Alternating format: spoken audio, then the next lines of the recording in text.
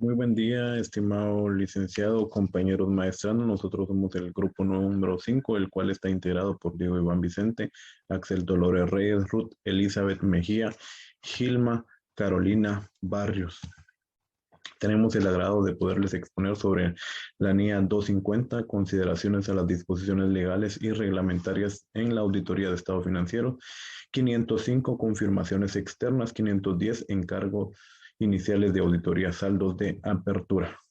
NIA 250, consideraciones de las disposiciones legales y reglamentarias de la auditoría de los estados financieros. La norma 250 expone la responsabilidad que tiene el auditor de tener en cuenta leyes y regulaciones. Estas leyes y regulaciones dependen de la entidad, determinando así su marco de referencia legal y regulado que puede estar relacionado con el manejo de la entidad y los estados financieros.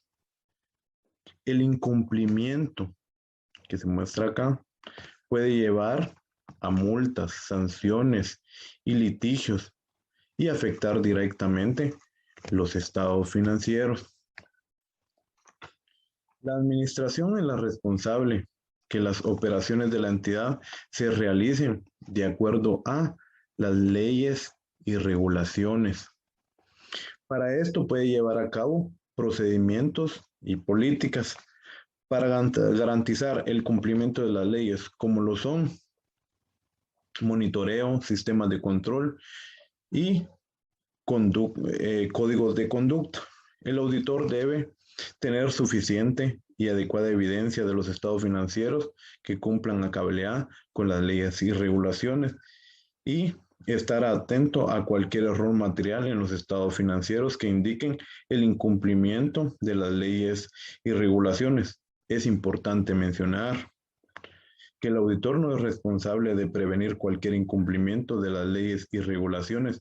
Esto es responsabilidad de la entidad, como se establece anteriormente.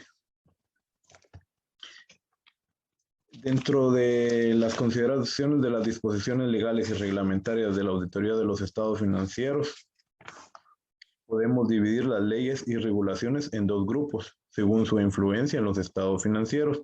El primer grupo abarca las leyes y regulaciones que tienen un efecto directo sobre las cantidades y revelaciones de importancia relativa en los estados financieros. Estos son los relacionados sobre impuestos y beneficios a empleados.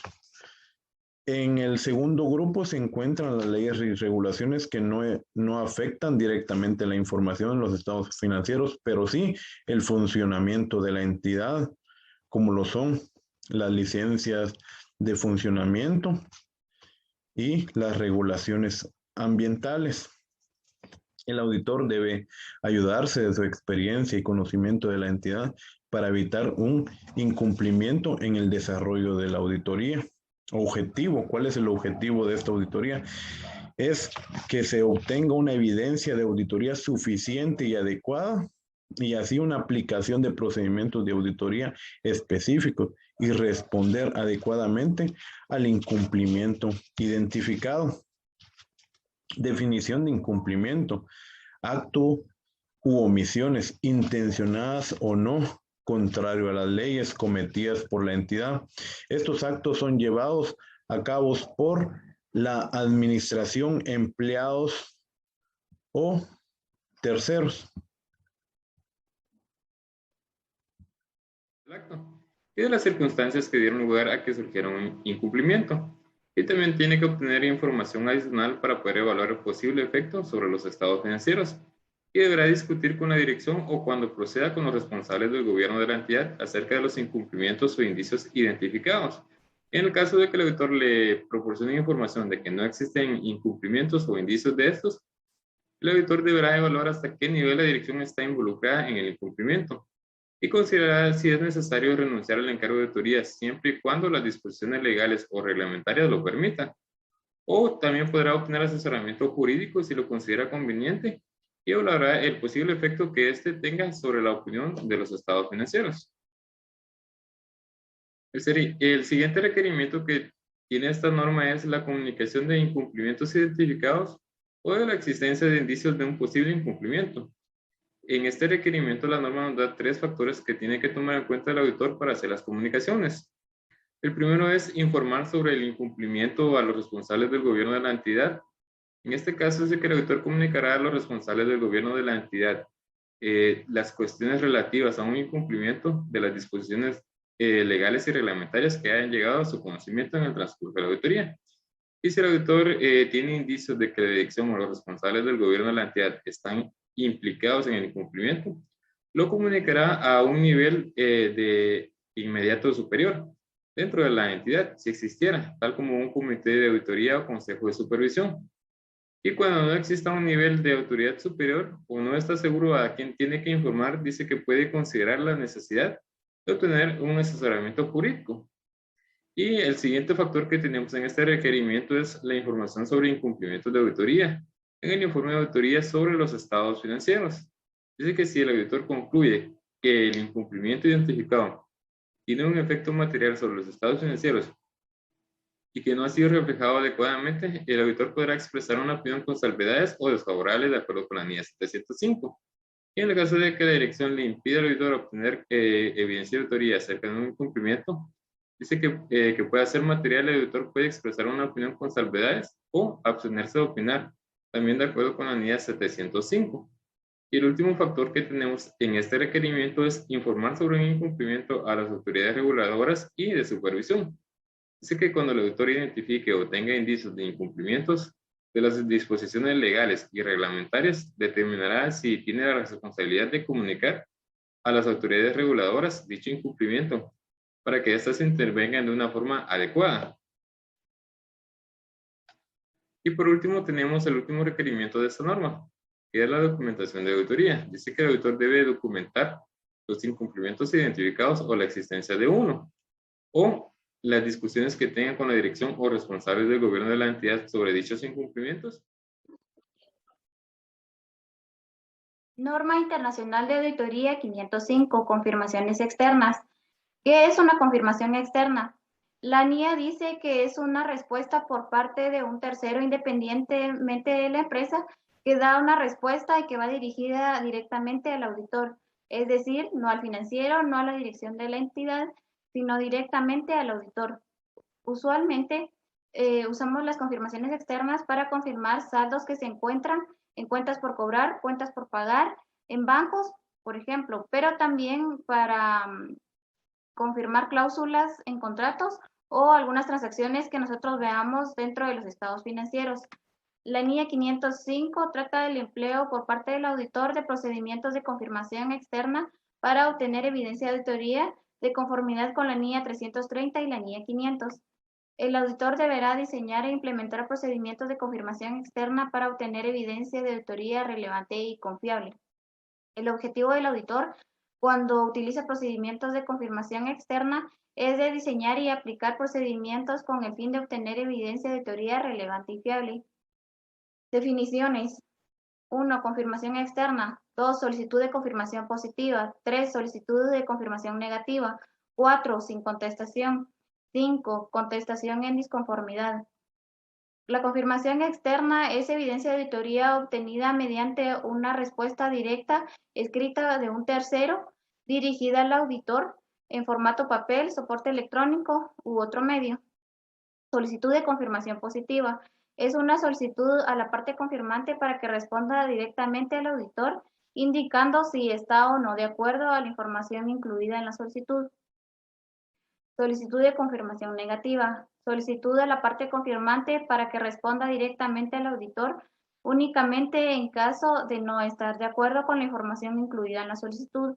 Lo que quiere decir, obviamente, que si la parte confirmante está totalmente de acuerdo con la información contenida en la solicitud, no va a responder, dado por entendido que sí está de acuerdo con la información. Sin contestación. Es la falta de respuesta de la parte confirmante a una solicitud de confirmación. Contestación en disconformidad. Es la respuesta que pone manifiesto una discrepancia entre la información que se solicitó y aquella contenida en los registros de la entidad.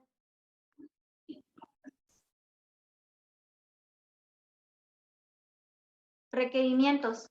Al utilizar procedimientos de confirmación externa, el auditor mantendrá el control de las solicitudes, la determinación de la información que ha de confirmarse, el diseño de las solicitudes de confirmación y el envío de las solicitudes a la parte confirmante. Si la dirección se niega a permitir que el auditor envíe una solicitud de confirmación, esta indagará los motivos de la dirección, evaluará las implicaciones de la negatividad y aplicará procedimientos alternativos diseñados con el fin de obtener evidencia de auditoría relevante y fiable. Finalmente, el auditor evaluará si los resultados de los procedimientos proporcionan evidencia de auditoría relevante y fiable o si es necesario evidencia de auditoría adicional. La NIA nos indica que muchas veces las confirmaciones externas resultan ser evidencia de auditoría más relevante y fiable, derivado que se obtiene de fuentes externas de la entidad, mientras que muchos otros procedimientos de evaluación se realizan a lo interno de la entidad. NIA 510, trabajos iniciales en auditorías con saldos iniciales. Trata de la responsabilidad que tiene el auditor en relación a los saldos de apertura en los trabajos iniciales de auditoría, además de los importes que figuran en los estados financieros. Los saldos de apertura pueden incluir saldos o cuestiones que al inicio pueden dar de qué hablar. El objetivo del auditor con respecto a la realización con un encargo de auditoría inicial es obtener evidencia de auditoría suficiente y adecuada. Los saldos de apertura contienen muchas veces incorrecciones que pueden afectar de forma material a los saldos financieros, y también si se ha aplicado de manera uniforme las políticas contables adecuadas y reflejadas en los saldos de apertura, y si los cambios efectuados se han presentado de acuerdo con el marco de información financiera aplicable. Dentro de las definiciones tenemos las siguientes. Encargo de auditoría inicial es el encargo en el cual los estados financieros del periodo anterior no fueron auditados. Saldos de apertura es el saldo contable al inicio del periodo. Auditor predecesor, auditor de otra firma de auditoría que auditó los estados financieros en el periodo anterior. Gusto saludarles. En esta oportunidad les voy a hablar acerca de los requerimientos de la norma 510 y les empezaré hablando de los saldos de apertura. Nos dice que el auditor va a leer los estados financieros de uno o más